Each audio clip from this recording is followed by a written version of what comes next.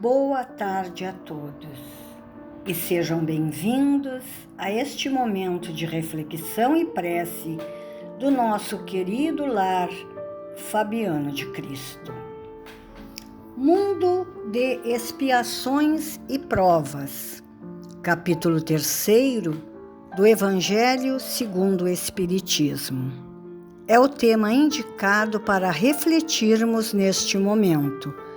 E o item 15 do referido texto nos diz o seguinte: a Terra, conseguintemente, oferece um dos tipos de mundo expiatório, cuja variedade é infinita, mas revelando todos como caráter comum, o servirem de lugar de exílio para espíritos rebeldes à lei de Deus.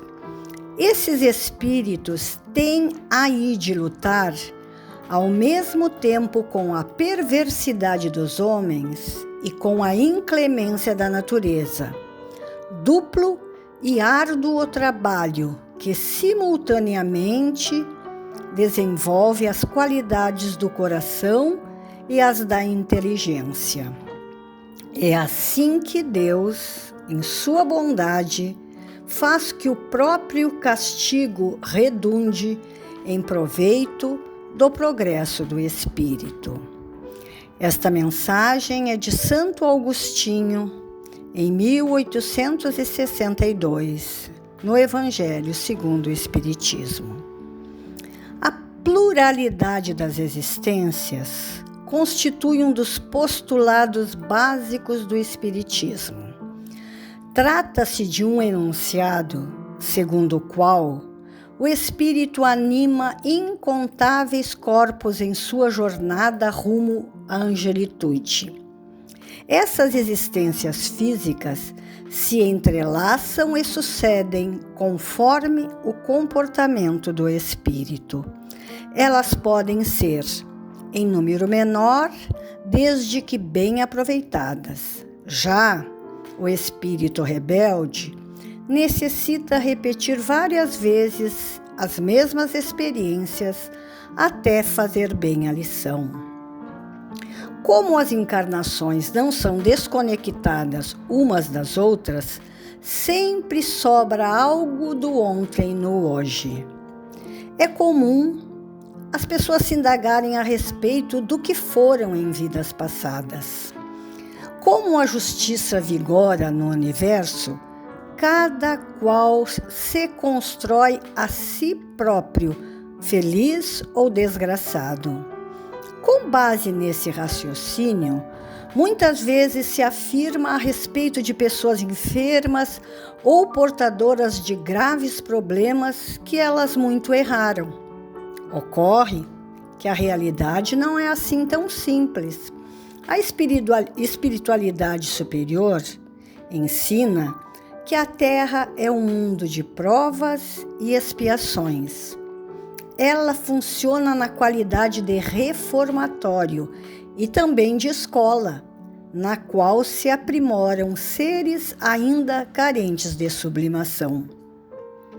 As expiações constituem experiências dolorosas, frutos de erros do passado. Elas se destinam a desgostar o espírito do vício que o acomete, a fim de que o abandone. Já as provas são para ferir os valores amealhados pelo ser, sua força e firmeza no bem. O espírito aprende sobre determinada virtude, compreende-a e finalmente se decide a vivê-la por entre as dificuldades e tentações inerentes à vida terrena. Pode ou não se sagrar vencedor, conforme seja mais ou menos decidido pela vivência do bem. E caso venha a falhar, necessitará dar conta dos erros cometidos e repetir a experiência. Se vencer, novas e ricas oportunidades se abrirão em sua caminhada rumo à plenitude. Então, Bem, se vê que os dramas e os suores da vida não se relacionam sempre com o ontem. Podem ser resultado de equívocos a reclamar corrigenda mesmo no hoje, mas frequentemente são uma aposta no futuro, um teste de admissão para experiências compensadoras. É leviano, portanto, afirmar que alguém sofre bastante porque muito errou. Talvez seja antes alguém idealista que luta para desenvolver em si as asas dos anjos. A rigor, o passado se revela mais pelas tendências que possuímos. Aquele que quer se conhecer precisa prestar atenção no que ele está desejando hoje, quais são os seus sonhos, que isso revela aquilo que ele já foi. Mas entre provas e expiações, não é relevante saber a origem da experiência difícil. Qualquer que seja o contexto, importa fazer o bem, fazer a lição correta, a fim de se libertar dela.